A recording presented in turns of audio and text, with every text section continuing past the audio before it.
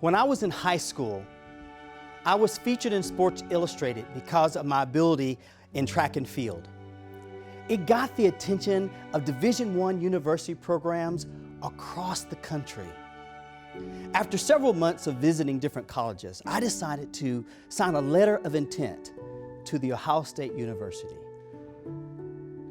My mom was so proud that our son would get an education that she would not be able to provide. It was one of the happiest days of my life, and my mom too. The next day at school, I was on cloud 9. I was so excited.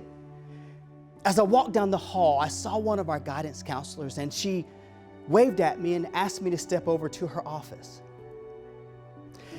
I still remember the smell of the fresh cut grass that was coming through the open window in her office. She sat at her desk, she leaned forward, she looked me in the eyes, and she said, "James, you know, you aren't smart enough to go to college. Especially one as big and as fancy as Ohio State. You don't have what it takes. You're not capable enough. You're not smart enough. You're just going to go to that school, get lost, flunk out, and bring disgrace to this school, to this community, and your family. You know what I think you ought to do? I think you ought to turn down that scholarship. Let them offer it to somebody else who is more capable and smarter and can take advantage of the resources that Ohio State has to offer." I stopped, breathing.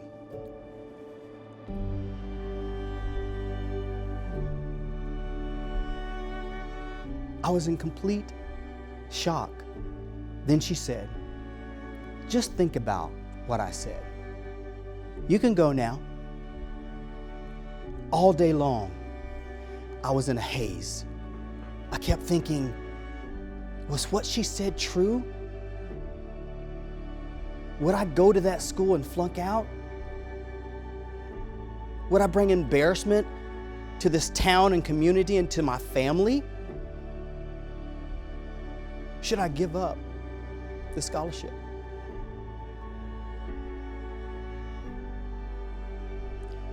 She was an adult.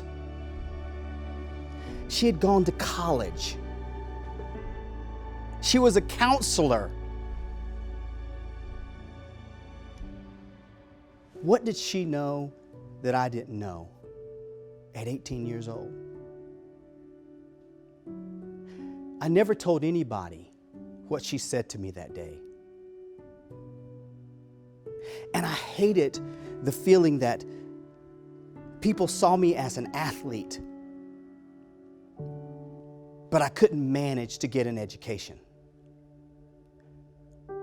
I hated that in my small town, I got no respect just because of the color of my skin.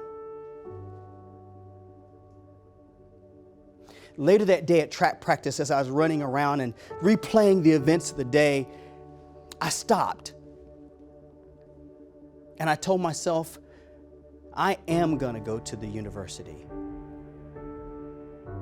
And whether I succeed or fail, it'll be by my hands. Not the speculation of someone else.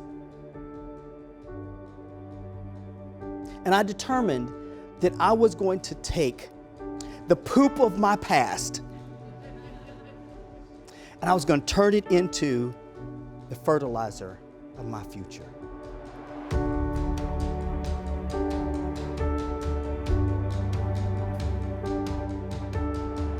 Fast forward 30 years,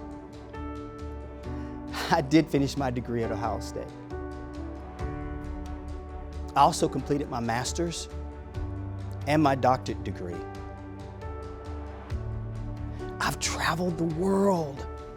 I helped a baby here for the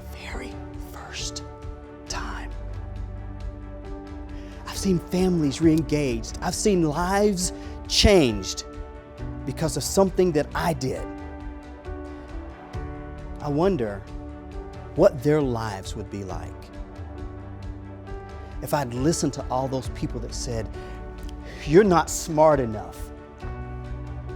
You're not capable enough. You're just not enough." Don't ever let anybody tell you that you can't, that you're not strong enough, that you're not capable enough. Take every challenge that comes your way and filter it and recycle it through determination,